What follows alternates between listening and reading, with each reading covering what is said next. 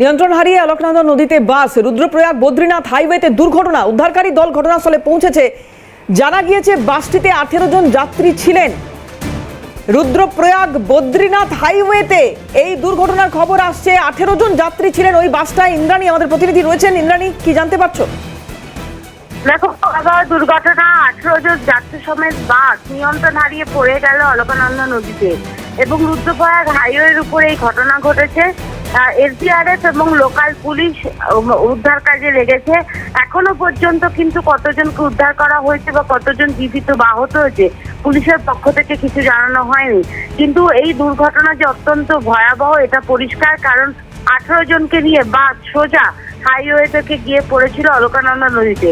এবং আমরা সবাই জানি, যেহেতু বর্ষা চলছে, সুতরাং নদীতে, পাহাড়ি নদীগুলোতে জলপ্রবাহ অত্যন্ত বেশি। সেই জায়গাতে এই দুর্ঘটনা ঘটেছে। কতজন আহত হয়েছেন বা কেউ মারা গিয়েছেন কিনা সেই সম্বন্ধে এখনো কোনো তথ্য নেই।